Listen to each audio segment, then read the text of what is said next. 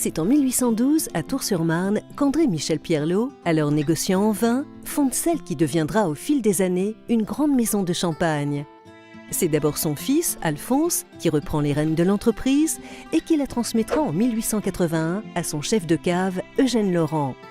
À sa mort, en 1887, Mathilde-Émilie Perrier, sa femme, reprend le flambeau et conjugue son patronyme à celui de son défunt mari pour donner à l'entreprise le nom de veuve Laurent Perrier.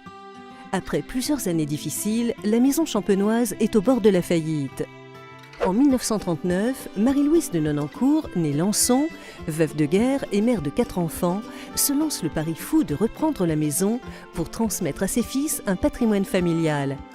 Avant de reprendre les rênes de la maison, Marie-Louise de Nonancourt avait convaincu son fils cadet, Bernard de Nonancourt, de faire ses classes chez Lançon et de la Motte, aussi bien dans les caves que dans les vignobles. Tu ne feras jamais un bon patron si tu n'as pas été auparavant un bon ouvrier.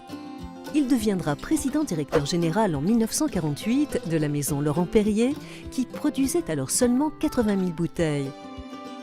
Bernard de Nonancourt a créé le style Laurent Perrier. Il donne naissance à une gamme de vins uniques ayant chacun leur histoire. Grand Siècle en 1959, la Cuvée Rosée en 1968, l'Ultra Brut en 1981 ou encore la Cuvée Alexandra Rosée millésimée en 1987. Sa volonté et sa vision ont fait en quelques décennies de Laurent Perrier un acteur majeur de la Champagne. Ses maîtres mots, respecter la nature, amener la marque et les hommes vers l'excellence, développer un style unique de vin basé sur la fraîcheur, la pureté et l'élégance. En 1988, Alexandra Pereire de Nonancourt rejoint son père au sein de la maison.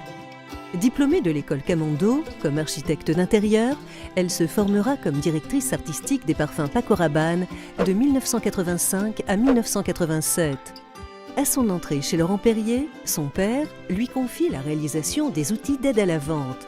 Elle fera ensuite ses preuves en Grande-Bretagne dans la filiale UK en 1990. Parallèlement, elle suit une formation en marketing avant de reprendre en 1992 la responsabilité de l'image de la maison au sein d'un service marketing naissant. Le 4 juin 1997, elle entre au directoire aux côtés d'Yves Dumont, alors président, et d'Alain Terrier, second chef de cave de la maison. Puis vient le tour de Stéphanie Meneux de Nonancourt, qui rejoint sa sœur et son père en 1995, après des études de marketing-communication et une première expérience chez RSCG. Elle travaillera ensuite au service presse et marketing de Sotheby's à Londres, puis à Paris. À son entrée chez Laurent Perrier, elle met en place les structures de relations publiques et relations presse.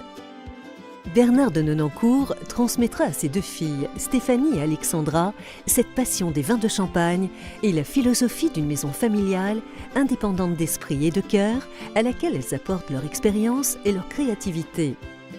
Après la disparition de Bernard de Nonancourt en 2010, elle se retrouve à la tête du groupe Laurent Perrier, qui compte également les champagnes Salon, de la Motte et de Castellane, commercialisant au total 12,3 millions de bouteilles en 2016-2017.